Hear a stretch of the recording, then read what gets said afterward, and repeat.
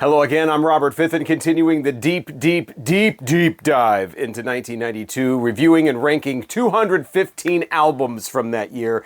Thank you for continuing the journey with me on this. As we start off this video with number 172, we go out to our roving reporter who is out, for some reason, in 10-degree weather. All right, we're up to another one of those bands mostly known for their stuff in the 80s, still trying to do it in the 90s. It's Great White and Psycho City. Now, I reviewed their Hooked album, came out before this in the 91 series, and this one is pretty similar, although this one is a little more consistent, a little more back to the rock-oriented sound, not as heavy as their 80s stuff, but they still do some good rock tunes on here. Didn't really do anything for the guys, though. This was their final album for Capitol.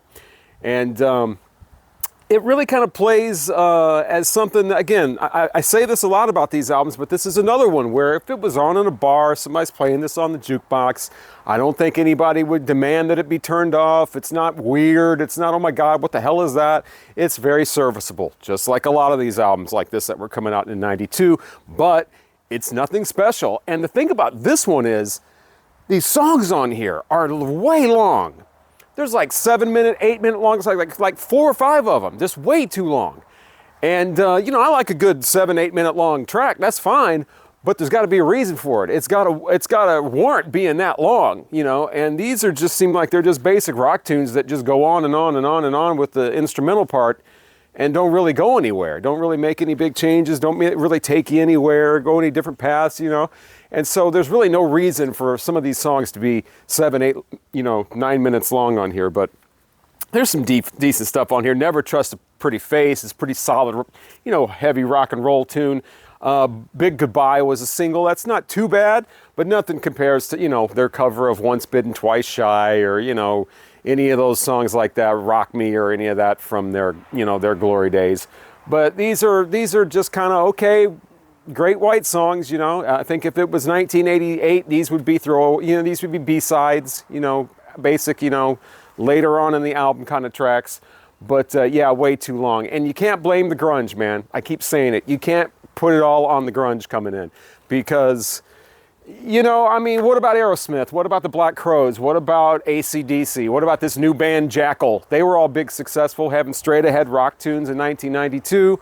So these guys, you know, just not putting out the effort, I think. I mean, I think at this point, a lot of bands like this have been on the road for a decade or whatever, working hard, you know, and they've got into a habit of, you know, going out on tour, come back in the studio, make another album, go back on tour, come back in the studio, make another album, go out on tour, come back in the studio, make another album. It's getting routine, and the music is starting to reflect that. And I think that's one of the reasons why this kind of music started dying out. I mean, grunge had something to do with it, but I think grunge wouldn't have taken over so easily if it wasn't for the quality of stuff like this going down and people just going in the studio, half in the bag, going, yeah, all right, time to knock out another album. Let's get a couple power ballads on there. Let's get a rocker on there. Let's get a boogie tune on there. Let's throw some horns in one song. You know, here's all the cliches we can use. Let's bring it up half a tone on when the third time we repeat the chorus at the end. You know, I mean,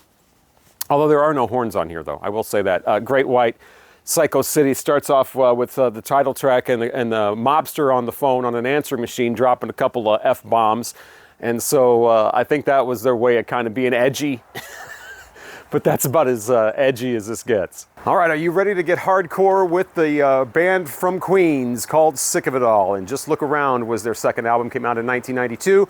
And yeah, this is hardcore punk. This is the bellowing vocals, the big, you know, the guitar stuff that doesn't really have a lot of flash or anything on there.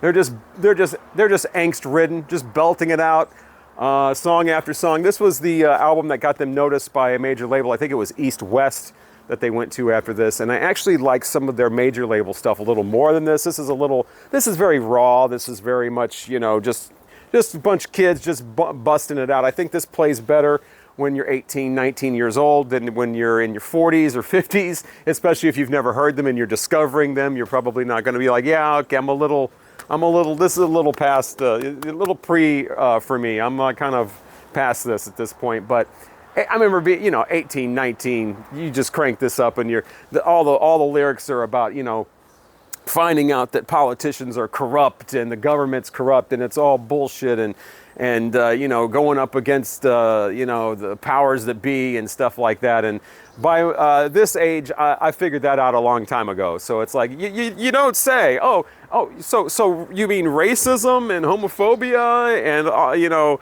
all this stuff that divides people and religion and all that, you mean that's all just a tool to keep everybody separate so the elites can control everything? Wow, you don't say.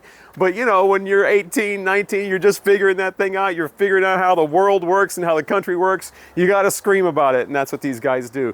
There's some cool guitar stuff on here. There's some actual songs on here that have got some nice musical flares on here, like Never Measure Up is one of them, and Pain Strikes is another one. But overall, this is something that's meant for somebody that's just getting out in the world and finding out how it really all is and kind of being disillusioned and pissed off about it. And this was 1992, and I just want to go back in time and tell these guys, you have not seen anything yet. The internet isn't even really a thing yet. Just wait. Just wait. You know that saying, it gets better? No, that bullshit is just going to get worse and worse and worse and worse. And you think you're sick of it all now. Whew. Peter Murphy from Bauhaus released another solo album in 1992 called Holy Smoke. And from that cover, you think you're in for something gothic and a little weary and a little strange. And, you know, it's called Holy Smoke, so maybe there'll be some religious undertones going on in here. And, yeah, no. I think this, if you only know him from his Bauhaus days, then I think you might be a little disappointed, like I was when I first got this CD. I still remember getting this and thinking, wow, the vampire has been defanged, as it were. The very first track on here, Keep Me From Harm, it's like, you know, love me, hold me, keep me from harm, and it's got this just very generic kind of music going on, almost not quite full-on middle-of-the-road adult contemporary, but sort of close. I mean, it's very polished. It's not very, you know, it's not very interesting, I guess you would say. Kill the Hate is next. Starts off with this slap bass. You know, and I cannot stand slap bass, especially when it's the only thing you're hearing. Maybe it's slap bass and some drums. So I'm really put off by the second track already. Third track is the single You're So Close, and that brings it up a little bit. That's a highlight. That was, like I said, the single. We're grading on a curve at this point, but it is better than the first two. So if you can make it to track 3, you might be a little more satisfied with this album. Now the fourth track, called Low Room, we start to hear kind of the Peter Murphy that you came for. Like, you know, especially if you're interested, you know, you're familiar with his earlier stuff. It's a moody piece, it's atmospheric, you got this pounding drum in there that's just, you know, it keeps it pulsating like that. More of like a boom, boom, you know, kind of an eerie kind of feel to it. So that track is a little more, you know, it's called Low Room. It's a little more, like I said, like maybe what you came for. I remember thinking, okay, maybe it's a slow start, but maybe this is going to go somewhere. Track after that, Let Me Love You, not the greatest title for Peter Murphy, but it is a little more in the vein of the one that just played. So it's starting to get a little more interesting, and then the next song after that, it goes right back more into that middle of the road thing, and that's where it stays for a while for pretty much the rest of the album. So not very interesting, not exactly what I think a lot of people would want from Peter Murphy. It doesn't really set the mood, it doesn't set the atmosphere, it doesn't draw you in. You know, it doesn't have that chant, you know, undead, undead, undead. You know, there's none of that here. Of course, you know, when somebody is going through their musical journey as an artist, they are obviously going to take different paths and remain interesting and try different things. But I think this is more just trying to go more in the center and maybe get a wider audience by getting more generic and more middle of the road. And for somebody like Peter Murphy, that is not going to work. Like I said, a couple of interesting tracks on here towards the middle that give you more what you're asking for. But mostly this is really kind of a forgettable release. And he actually starts to sound a little more like Billy Idol in a few of the tracks. Like the second one, Kill the Hate. The vocal starts to have that Billy Idol sound, which Billy Idol's great. You know, if you're listening to a Billy Idol album, but not when you're trying to listen to something like this and the vocals come out like that. So can't really rank this too high, but you know, you're just going to want to, it's just going to make you want to hear some Bauhaus or maybe something completely different. 1992 was the year that Fear Factory came out with their debut, Soul of a New Machine. It was actually the second album that they recorded. The first one didn't come out until much, much later, and so this was technically their debut release, I guess you would say. And Fear Factory, just pure aggression. They don't have any of the, like, you know, like the satanic posing or the evil stuff or the, you know, over the top. It's just pure hard thrash. Really, really aggressive stuff. Starts off with a song called Martyr, and it's like, it's got a good groove to it, it's got the aggression, but it's also got a good feel to it, got a good hook where the guys just keep screaming, I want to get away, I gotta get away, I gotta get away. So you, by the end of the song, you're also screaming along with him. The second track, Leech Master, is a love song. If you're not paying attention to the lyrics, it definitely does not sound like a love song. It sounds like Fear Factory, but he's all about, you know, this love is over and please go away. You know, when you got somebody with a roaring voice like that saying the word please, you wonder just how pleading that is. But yeah, he's definitely got the bellowing, guttural voice, and it plays out throughout the entire CD. The third song on here, though, Scapegoat, is where the other voice is introduced. And I think Fear Factory was probably one of the first groups with the thrash metal, death metal, whatever you want to call it, extreme metal, to have the bellowing, guttural, throaty, you know what I'm talking about, that voice, but and then counter that with this voice that's up here, flying along in the upper register. And I think it's the same guy. I mean, over the years, I've tried to find out. It's like, I just checked again the credits, and there's only one vocalist. And so I'm thinking both of them are him. Through the magic of recording technology, he's able to use both voices at the same time. Now, a lot of the extreme metal bands more towards the late 90s were doing this, and it became kind of a sound that a lot of them were doing. And I remember somebody was karaokeing one time a Slipknot song, Wait and Bleed. You haven't lived till you've seen one person up there trying to do karaoke of that. And going back and forth from this voice to like this voice, I waited, you know, that kind of thing. But usually it's two different people. But yeah, the album gets more and more intense, more and more aggressive as it goes on. And it goes on and on and on. This thing's almost an hour long, 17 songs. Towards the end, it seems to get more and more extreme. They're like, all right, if you're in for a penny, you're in for a pound, we're going to crank it up even more. And I think a couple of the tracks towards the end, maybe 3 or 4 of them even, you can hear where the music starts to maybe get away from them a little bit. Like they're not quite ready to be that extreme yet with the music. It's, you know, the drumming and everything and the guitar, it just sounds like, okay, where we got a melody. Okay, there it is. Okay, now they're getting back to it. So, yeah, so you expect some of that more towards the end of the album. Thought Industry is definitely a band with their own kind of sound going on. They got their own thing. They're on Metal Blade Records. They are from Kalamazoo, Michigan, sort of in the progressive metal vein. They've got all the different time signatures going on. They got the different song structures that just seem to break into other song structures, like randomly in the middle of songs. Their vocals, or at least the lyrics, I should say, sound like somebody's just basically writing things down off the top of their head. Just like, what's that called when they're automatic writing, when the person's got possessed or something, they're just writing various things. Now, there are like some political commentary that comes up and things like that. There are songs about specific people in their lives, I guess. But most of it, you got to really delve in and pay attention to the lyrics, and then maybe you can figure out a couple of the lines here and there. So it does have that kind of lyrical thing going on. Vocals are you know, what you would expect from a progressive metal band. Kind of, you know, a little bit of rage in there. Nothing too extreme, though. But yeah, these guys are definitely, if you're looking for something different, if you want to hear something like Rush on a mixture of some speed and some bad acid or something like that, you might want to check out Thought Industry. These guys' album, it's their second album, Songs for Insects, produced by David Ogilvy. And yeah, he produced, well, first of all, he was in Skinny Puppy. Then he went on to be a producer, producing people like Tool. He was big with them. 9 Inch Nails, Marilyn Manson. He worked with David Bowie. He worked with Carly Rae Jepsen. So there, I know, sold, right, after that one. A bunch of people beyond that, KMFDM, a bunch of others, and also, of course, Thought Industry. They do have some mellower acoustic stuff on here, a track called Alexander versus the Puzzle.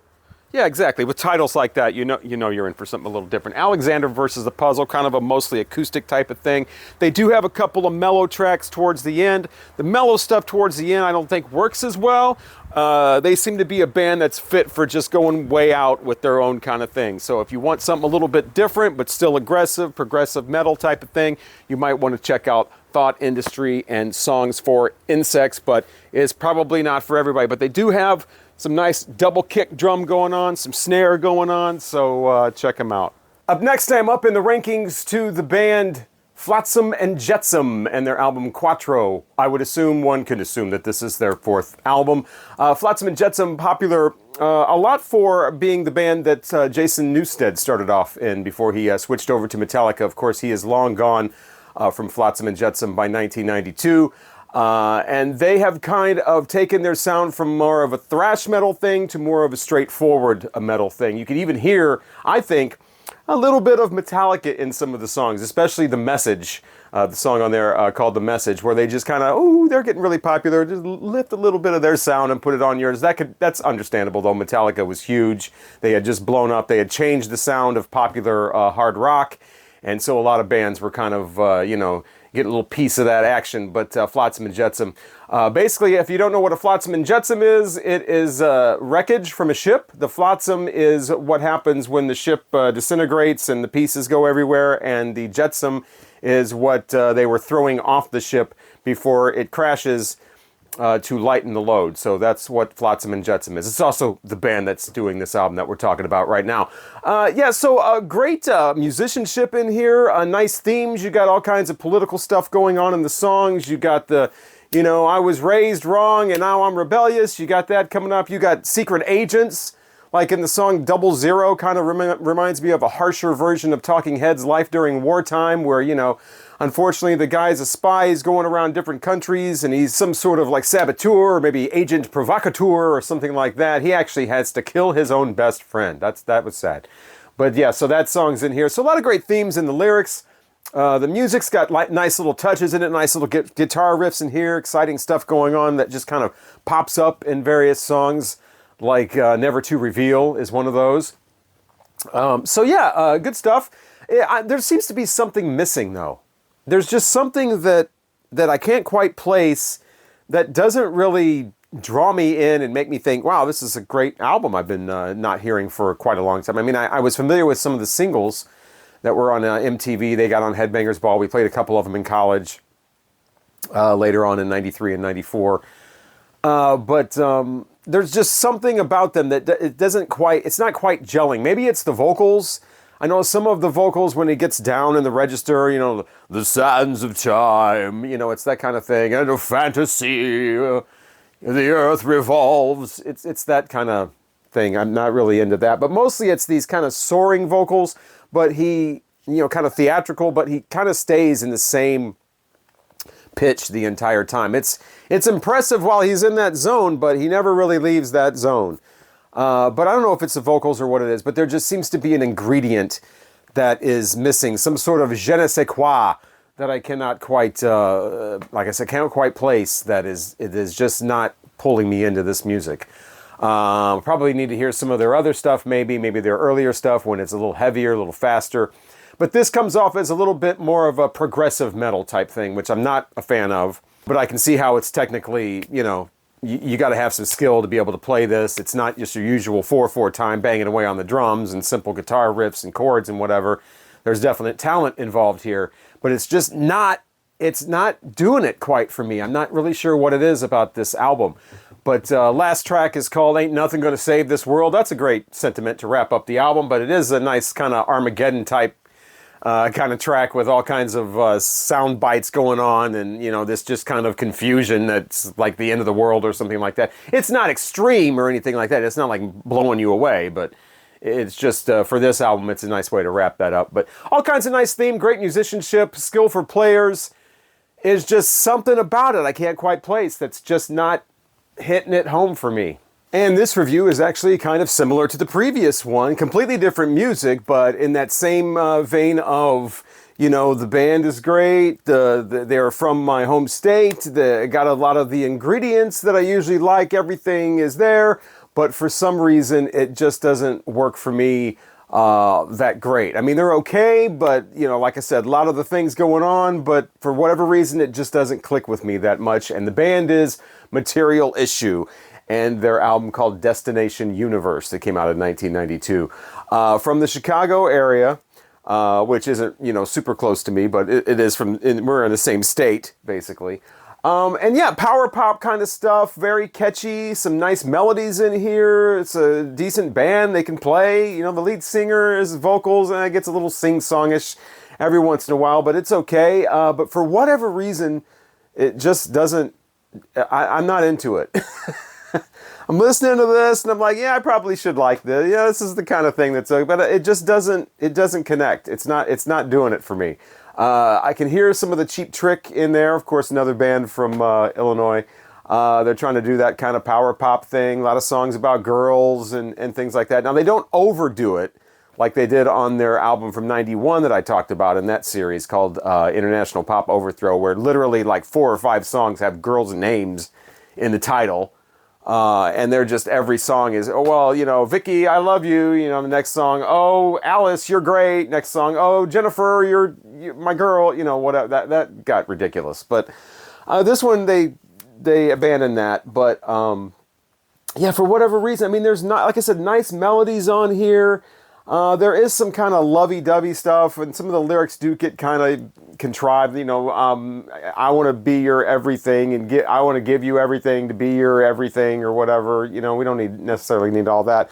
But there is some nice, kind of harder rocking stuff on here, especially when it gets more towards the end of the album, when you get to songs like Whole Lotta You and The Loneliest Heart. There's, The Loneliest Guy, the Ballad of the Lonely Man. That's an interesting story going on in that song that they tell. So they do branch out a lot more than they did in their previous album, but for whatever reason, a lot of it just does not connect to me. I think some of it's a little too much in the area of, you start getting into like what would be popular later on, like a little Matchbox 20 action, which I don't like at all. I think these guys were actually a little ahead of their time, unfortunately for them. But the production's okay. It doesn't do anything, there's nothing really spectacular or amazing about it. It's all pretty straightforward. But I don't know, for whatever reason, I don't care for a lot of it. It's just kind of like, it's all right, whatever, meh, so I can't really rank it any higher than this. But if you like the power pop stuff, and you like the, the Cheap Trick kind of tributes, and you like, some of the stuff that would come later that would be all over the radio, you might want to give this a shot. You might like this. But for me, it just, for whatever reason, can't quite put my finger on it. It just doesn't connect. Boredoms are a group from Osaka, Japan, and their third album is Pop Tatari. This is the only album from them that I'm familiar with. Well, I also have a vinyl record of them where they team up with Sonic Youth, so I do know that one as well. They are avant-garde. Just craziness, just insanity. Just sped up music and very atonal singing, sometimes just screaming. Just wild musical statements, as it were, some of them lasting, 40 seconds, some of them lasting 10 minutes. It just depends on what track you have there. And track number 1, called Noise Ramones. It sounds nothing like the Ramones, don't think that. It's about a minute of just these tones, like these just long beeping tones, like maybe you'd hear it on a test, audio test at the beginning of some recording or something like that. There's about 4 of them in different frequencies, and 20 seconds into this thing, I'm annoyed. So luckily there's nothing else that is quite like that. The rest of it's just craziness. It ranges from tracks like Hey Bor Hey, where it's just screaming and then the sound of what sounds like somebody picking up a guitar for the first time. There are a little more structured things going on, but I wouldn't call any of these things, sing-along hit singles. You don't get that impression at all. If you like Ween and you want something further way out, like much further way out, check out Boredoms. Maybe you like Trout Mask Replica from Captain Beefheart. You're one of those people that thinks that's a masterpiece. You might check out a Pop Tatari from Boredoms. Now, there are things that do sound a little more like songs, but some of this sounds like speed metal, even sped up at the wrong speed. Not hard aggressive like speed metal, but just as, the drums are just going along.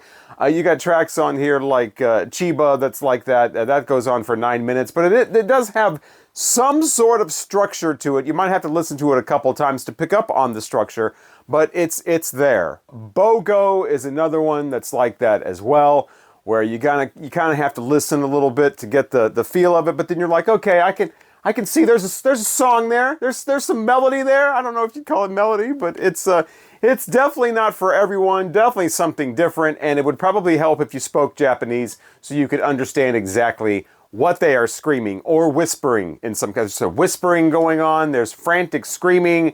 There's, like I said, guitars that sound like they might possibly be at the wrong speed, or maybe that's the way they're playing them. They get that magical sound organically. I'm not sure, but Boredoms is not for everyone. It is sort of, like a noise rock, but not I wouldn't call it noise rock because there's not that droning. There's no droning noise going on, but it is very, very much a different kind of structure. And it is Japanese. So check this out if you're looking for something completely different. You listen to this. This is the type of thing you listen to, and it has a timeless quality because you cannot tell that this is from 1992. This could be from just about any era past the late 80s. This could be from 2017. It is definitely... It exists in its own time and space. And just so you know, if you do listen to this and you don't quite like it, it's not for you, you're not into it, you will have people that say, well, then you just don't get it. Yeah, it's that type of thing. Yeah, you just don't get it.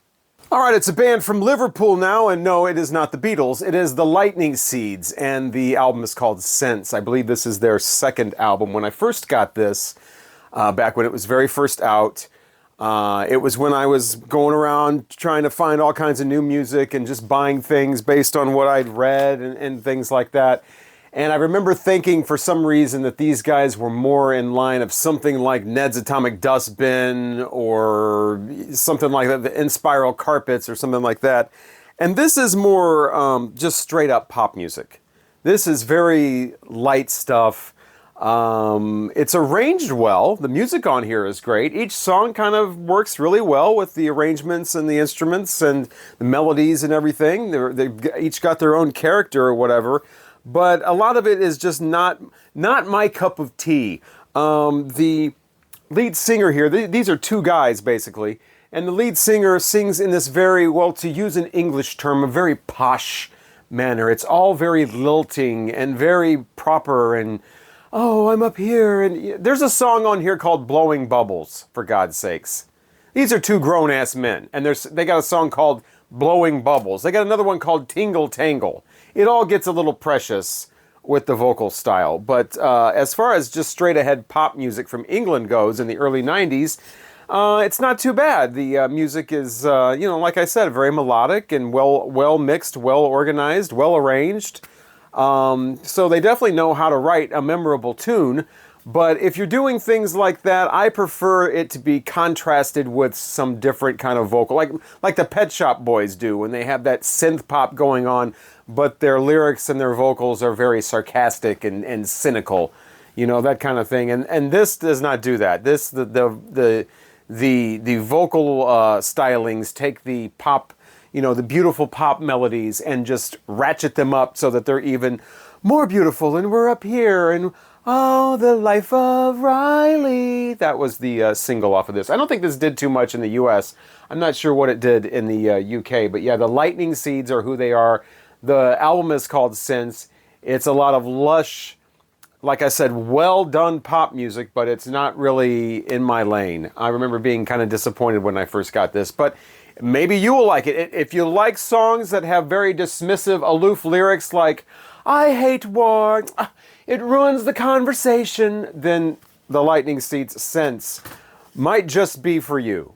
Nile Rodgers and Bernard Edwards came back after, I guess, about 8 years as Chic with the album Chic-ism, and this was supposed to be a big triumphant return for these guys. Their older stuff had just gotten popularized again with covers and the kind of the resurgence of disco in the early 90s, after being something you didn't want to touch, you know, in the early 90s. I remember specifically Rhino had come out with a bunch of disco collections on CDs, and I scooped those right up. And disco was kind of getting it more in fashion again. So here, perfect time for Chic to make a comeback with Chic-ism. Now this album starts off really strong. Chic is back. You know, you've got a modern sound, a modern kind of dance kind of thing going on. They don't have the Cabbage Patch and drums. They're not trying to do like New Jack stuff. So that was great. And it sounds modern, but they still have the disco stuff. The violins are still there. The 4-on-the-floor beats. You got Nile Rodgers with that, you know, that Chic guitar. That as soon as you hear that, you know, oh, I know who that is. And sure enough, that's him. So it starts off, first couple of tracks really strong. The thing about it is it's over an hour long. And it seems to have a lot of filler once it starts playing and you get more into the later tracks. Couple of ballads, One and Only One is the name of one of them, that I don't think are really necessary. Chic was not known for these really generic kind of Quiet Storm type ballads. There's a couple of them on there. And that's the thing, it's over an hour long. So when Chic had albums out in the 70s, of course, they were the length of an album. They were like 40 minutes or whatever.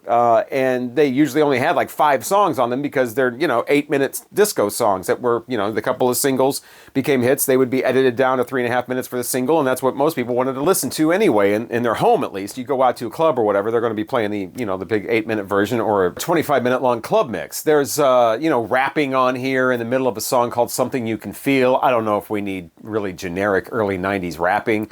I mean, it's that kind of rap that's like, you know, it's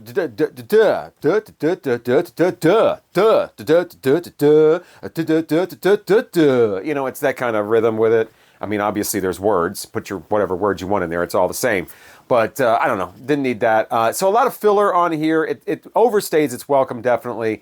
And just, but if they would have kept that energy that they had in the first couple of tracks and just stuck with that, put a couple of more tracks on there like that. Maybe try to get a big single. I know that Chic-ism was a single. It was around the dance clubs or whatever for a while. I wasn't going out to clubs at that point, but from what I understand, that was you know, that was a thing. They have you know, make my funk the Chic funk towards the end. That's kind of clever, going off on the P-Funk stuff. But yeah, overall, just kind of overstays its welcome a little bit. Wish it would have been a little bit bigger for the two guys. I think it would have been great to see Chic have a major comeback and have a couple of really long-lasting big hits in 1992, but it didn't happen. So, but a decent listen, especially the first couple of tracks. After that, you could probably bail out maybe halfway through. Stereo MCs had Connected back in 1992. Huge hit all over MTV, all over the radio, all over the dance clubs. It stayed around in the dance clubs for a while as well. I had never heard the full album before I started doing this project, and it's basically what you would think it is. I was kind of surprised that there was so much rapping going on, and I didn't realize it was actually a hip-hop thing more than just a dance club thing, but it's not too distracting. There's only a few songs that are full-on rap all the way through. Lead rapper, you know, his voice has that, you know, that Nottingham kind of thing going on. He's real laid back, you know, just like he is in the song Connected. I'm sure you heard it. Wanna do it again. Wanna do it again. Ah. Yeah, it's that kind of thing. But yeah, you know, the album is okay. If you like the song Connected, you might like the rest of it. It makes for good, just kind of background music to have on. There's a really chill instrumental on there that's kind of a highlight called Chicken Shake. But really, you know, it's just a lot of, you know, variations on a particular theme, and that theme is the big hit Connected. And there's not another song on there that's quite as infectious as that, with that great, you know, the sample, the sample they use on that with the flute is Jimmy Bo Horn. So not usually a big fan of sampling, but if you're going to do sampling, you might as well do a good one. And they certainly picked some gold with that. And the whole thing, you know, the whole song is very catchy, and like I said, but there's not anything else on there that's up to that standard, but it makes for pretty decent kind of background music, nothing that's blowing anybody away or nothing that really stands out. I think the Step It Up was the other single on here, but really basically, I don't think many people are going to need the full Stereo MCs experience. You probably just need the single with the edit and the full-length version for a little bit of variety on here. So yeah, Stereo MCs. It's a singles act. It's a club act. It's not anything that is going to be like, oh my God, I got to stop everything and check this out on headphones. All right, whole lot of albums still left to get to, and we are up to Lynch Mob. Now, this is Lynch Mob, not to be confused with Da Lynch Mob, which was a hip-hop thing. I think it had Ice Cube in it. Out the same year. Same, they were both on Warner Brothers type labels. I think Da Lynch Mob was Atco, and Lynch Mob is Elektra. I don't know if this has ever happened before, where there's been two bands with almost the same name, just only separated by Da.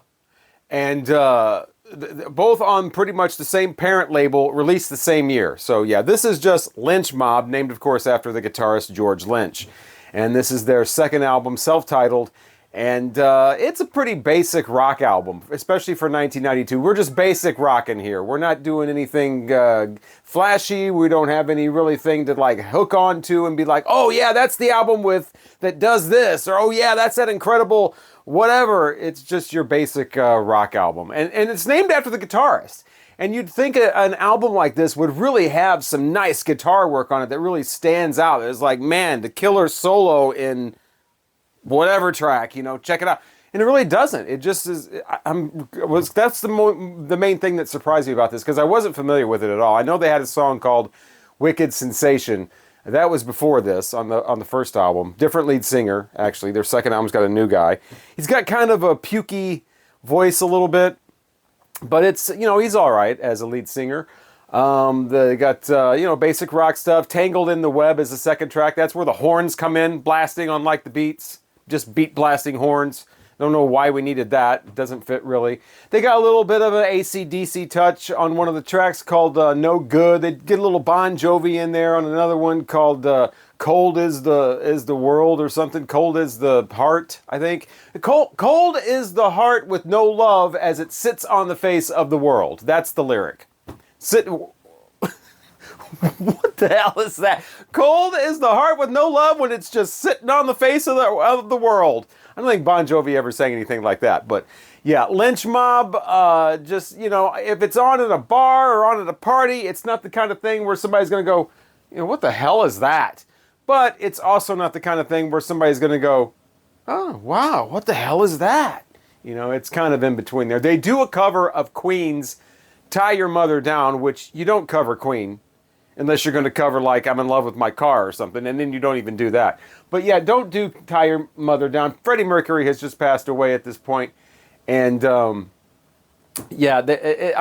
guess they do okay, but it's definitely not like usurping Queen's version. And he does not, I was waiting for it, he does not say "Give me every inch of your love" in the end, so he copped out on that one. But yeah, Lynch Mob, it's average, it's okay, it's whatever. All right, so wrapping this part of the series, ranking 215 albums from the year 1992 at number 161. And these were some they were okay albums. They had some nice songs here and there on them. They weren't awful. So, the albums will just keep getting better and better, in my opinion anyway, as the series continues. And I think that says a lot about the year 1992, that, we're going to start off at number 160, and we're already at pretty competent albums, decent album, okay albums. So there's a lot of great music still to come. I hope you continue this journey with me, and I sincerely thank you for making it at least this far in the 1992 series. 215 albums reviewed and ranked. I'm Robert Fithen. Thank you so much for watching.